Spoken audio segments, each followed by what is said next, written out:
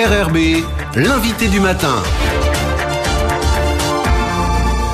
Bonjour Elisabeth Noir. Bonjour Nicolas. On va parler d'économie ce matin puisque vous recevez Christopher Gigès. Christopher Gigès, membre du gouvernement en charge de l'économie, porte-parole également du gouvernement. Bonjour. Bonjour. Merci d'avoir accepté notre invitation pour revenir sur ce plan de relance que vous avez présenté en tout début de semaine dernière. Mais tout d'abord, peut-être un mot sur ces blocages dont on parlait il y a un instant à l'initiative de l'ICAN. Est-ce qu'on peut laisser la situation comme ça? Quelle est votre réaction face à ces actions menées depuis ce matin par le collectif? Oui, c'est pas que depuis ce matin, ça fait plusieurs jours que le collectif agit et prend en otage les Calédoniens. C'est totalement inacceptable. On voit bien qu'il y a une volonté politique et de désordre public de la part de l'ICAN aujourd'hui. Dans un état de droit, on ne bloque pas les routes, on ne tape pas à la machette sur des ferries, on menace pas du personnel de société. J'ai eu la présidente de la province sud ce matin qui a demandé à faire lever le barrage sur la voie express qui bloque aujourd'hui l'entrée de Nouméa. Juste après, je vois le directeur du port autonome pour justement qu'on lève les barrages sur le port qui bloque aujourd'hui l'activité économique.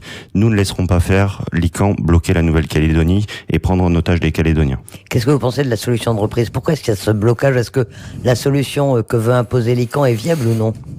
Elle n'est pas viable, c'est-à-dire que c'est pas nous qui le disons, c'est-à-dire les services de Bercy qui ont analysé l'offre puisque l'État est garante d'une partie des prêts sur l'usine du Sud. On dit que cette offre n'existait pas et n'était pas sérieuse. La banque Rothschild qui a analysé ces offres, on dit que ce n'était pas sérieux et qu'il n'y avait rien dans ce projet de reprise. Donc on voit bien qu'il y a une volonté de mainmise notamment de la province Nord sur le Sud avec des volontés politiques et nous ne laisserons pas faire. En attendant, vous avez donc présenté la semaine dernière ce plan de reprise, ce plan de relance en 23 mesures. Il fait suite en fait au plan de sauvegarde de l'économie qui avait été mis en place pour faire face à la crise sanitaire. Ce plan de sauvegarde, il a été efficace, il a porté ses fruits. Dans quel état est l'économie calédonienne aujourd'hui? On a vu dans l'analyse Sérum qui a été rendue publique ces derniers jours que il y a eu des tensions, il y a des tensions sur certains secteurs, mais que l'économie calédonienne, malgré la crise sanitaire, malgré le contexte référendaire, s'est bien maintenue, notamment avec le plan de sauvegarde intercollectivité qu'on avait mis en place avec l'État, les provinces et le gouvernement. Les mesures de chômage partiel qui ont été inédites, c'est-à-dire 84% du salaire net à raison de 4,5 fois du SMG. C'était un soutien à la consommation importante. Le décalage des charges sociales a permis aux entreprises d'avoir de la trésorerie. Le prêt garanti État a permis aux entreprises de payer des factures, de payer leurs salariés. Et donc aujourd'hui, on s'en sort relativement bien dans un contexte qui est compliqué. Pourtant, vous le dites vous-même, ce plan de relance a autant pour but de restaurer la confiance. Les Calédoniens, les chefs d'entreprise, le monde économique n'a pas trop le moral pour l'instant, si? Ça, on voit qu'il y a des remontées. Enfin, le contexte entre la sortie du référendum, la crise sanitaire, la crise du nickel, c'est pas forcément la meilleure chose pour relancer une économie. Par contre, avec ce plan de sauvegarde, on a bien réussi à sauvegarder l'économie et à sauvegarder notamment les emplois. Cette partie relance, c'était la seconde phase, c'est-à-dire qu'il fallait redonner du dynamisme à l'économie calédonienne et là-dessus, on a travaillé avec les acteurs économiques. Je crois que la forme était aussi importante que le fond, c'est-à-dire que c'était la première fois qu'une conférence de presse se tenait au gouvernement avec l'ensemble des acteurs économiques pour présenter ce plan de relance. C'est quelque chose qui est partagé, c'est quelque chose sur lequel on doit agir ensemble justement pour donner un nouveau souffle à l'économie calédonienne. Alors parmi ces mesures, l'objectif c'est de venir en aide d'abord aux secteurs les plus impactés, les plus touchés directement par cette crise sanitaire, avec notamment un abandon des charges sociales et fiscales. Oui, il y a une partie qui est dans la poursuite du plan de sauvegarde. On voit bien qu'il y a les secteurs touristiques, de transport, des secteurs qui sont durablement impactés. Je prends des duty free à Tontouta qui ne vont pas redémarrer très très rapidement, où il fallait continuer les mesures de sauvegarde et on proposera dans les prochains jours un abandon des charges sociales pour ces secteurs-là sur l'année 2020, donc à définir sur quel trimestre on abandonnera. Et demain on présentera en séance du gouvernement une prolongation encore du dispositif de chômage partiel de 3 mois supplémentaires. Vous allez pouvoir le prolonger, même si il était, vous le disiez, c'était des mesures qui étaient quand même très larges. Il va pouvoir être prolongé dans les mêmes conditions que pendant le plan de sauvegarde? On l'avait déjà révisé, c'est-à-dire que pendant la période de confinement, c'était étendu à toute l'économie calédonienne. Ensuite, on avait fait une deuxième version qui était prolongée de 6 mois, avec en ciblant bien les secteurs prioritaires et en se donnant un peu une flexibilité pour voir les entreprises qui pouvaient être vraiment impactées par la crise. Et on prolonge ce dispositif tel quel pour 3 mois supplémentaires. Parmi les mesures également, une proposition de soutenir le pouvoir d'achat des Calédoniens. Ça passe par quoi, là? Ça passe par différentes mesures. Ça passe déjà par essayer de maintenir l'emploi. Ça, c'est la première des choses. Quand on n'a pas de travail, on n'a pas de pouvoir d'achat, et ça, on a tendance un petit peu à l'oublier.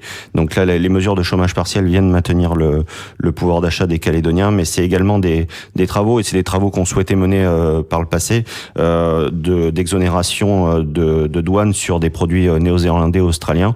On voulait travailler de concert avec nos amis australiens et néo-zélandais. Là, ça nous permet d'avancer un peu plus vite. La prime exceptionnelle de pouvoir d'achat qui avait été mise en place dans le premier plan de relance en fin d'année dernière et qui avait eu des bons effets, qui est exonéré totalement de charges sociales et de fiscalité sur 100 000 francs, va être prolongée sur une période. Donc c'est des mesures pour soutenir le pouvoir d'achat des Calédoniens. Dans la mesure, on voit également l'engagement à rédiger un nouveau contrat social. Favoriser le dialogue social, c'est le moment, ou est-ce qu'il ne faudrait pas être une période plus calme pour mettre les choses en place? Non, c'est totalement le moment. C'est-à-dire que le gouvernement ne peut pas tout. Les pouvoirs publics ne peuvent pas tout.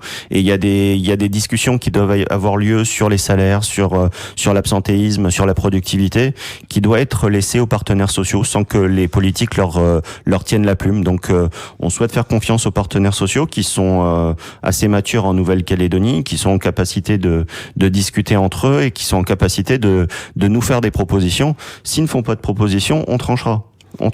Mais il y a des sujets qui concernent l'entreprise et la vie entre l'entrepreneur et le salarié qui doivent être discutés entre eux dans un premier temps. On a vu plusieurs manifestations ces derniers temps d'organisations syndicales. C'est un message que vous leur avez passé, et comment est-ce qu'elles l'ont reçu? Oui, je l'avais déjà passé avant. J'avais eu beaucoup de réunions de travail avec eux ces derniers mois. Je crois qu'ils l'ont entendu. Je crois que chacun, on est dans un moment de vérité aujourd'hui en Nouvelle-Calédonie où chacun doit prendre sa part de responsabilité. Les politiques seuls ne relanceront pas l'économie. C'est clair. On a besoin aujourd'hui des entreprises, des salariés, du monde associatif. On a besoin de tout le monde et de toutes les bonnes volontés. Et je suis convaincu qu'il y a beaucoup plus de bonne volonté que de personnes qui veulent manifester, bloquer ou bloquer l'économie calédonienne. Alors, il faut qu'elle s'exprime. Le maintien des investissements publics, c'est également l'un des buts. C'est évidemment l'un des ressorts de la relance. Quelles sont les opérations que vous pouvez lancer? Et est-ce qu'aujourd'hui, la Nouvelle-Calédonie a les moyens de lancer ces investissements? Déjà, on a maintenu le niveau d'investissement public dans le cadre du budget supplémentaire. Ça a été rendu possible par le prêt garanti par l'État qu'on a mis en place avec l'AFD. Sinon, nous n'aurions pas pu maintenir ces investissements publics. Il y a des contrats de développement aussi qui ont été passés, notamment avec l'État. Et il y a beaucoup d'investissements privés qui sont aujourd'hui bloqués dans les circuits de l'administration calédonienne par des délais administratifs beaucoup trop longs. Et ça, on en a conscience avec les différentes collectivités. Donc, tout début décembre, on aura l'occasion de réunir une commission d'urgence économique où on mettra acteurs publics, acteurs privés. On prendra la liste des différents chantiers qui sont bloqués et on débloquera pour justement relancer l'activité économique. Mais alors, toutes ces mesures, ces 23 mesures, ce plan de relance, tout ça, sans doute, ça a un coût forcément pour les finances publiques. On connaît l'état des finances de la Nouvelle-Calédonie. Comment vous pouvez y faire face? Vous allez solliciter à nouveau l'aide de l'État? Est-ce que c'est possible?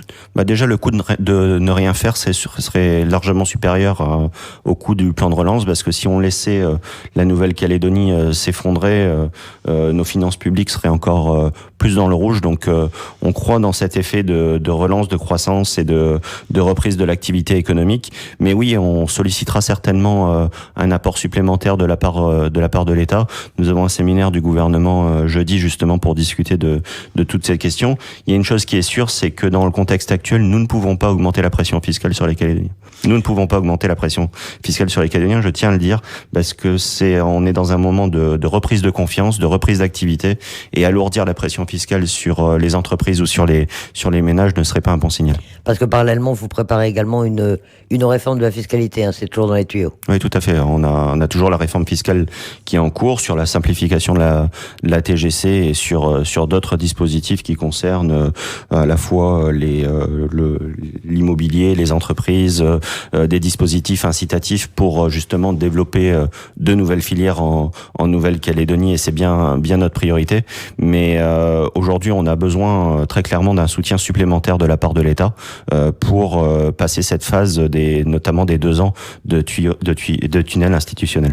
Et politiquement, comment les choses se passent-elles au gouvernement? Il y a il y a une unanimité ou pour ce plan de relance, pour ces mesures qui ont été présentées la semaine dernière? Oui, ça se passe très bien. C'est-à-dire que, c'est pas de la langue de bois de ma part. Très clairement, il y a une vraie volonté au sein du gouvernement de faire avancer les choses.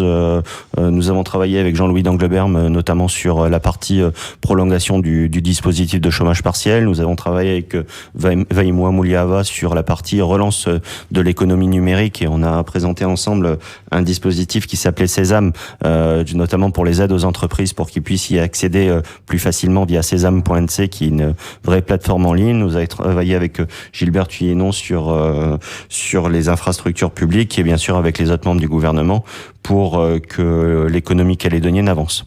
Le calendrier maintenant de toutes ces mesures, vous les avez présentées, maintenant il faut les adopter, les voter, les mettre en œuvre? Oui, on a déjà une partie qui est mise en œuvre. Enfin, la délibération de chômage partiel sera présentée demain en séance du gouvernement. Sésame a été lancé, la commission d'urgence économique va être proposée, la prime exceptionnelle de pouvoir d'achat est déjà sur le bureau du Congrès. On a vraiment voulu, avec ces mesures, que ça soit pragmatique et immédiat. On sera dans une seconde phase qui sera celle de la transformation du modèle de l'économie calédonienne, qui sera plus présentée courant décembre, où on souhaite vraiment aller sur des filières d'avenir, des investissements d'avenir, et de donner de la visibilité économique à la Nouvelle-Calédonie. Christopher Gigès, membre du gouvernement en charge de l'économie, merci d'avoir accepté notre invitation. Merci à vous.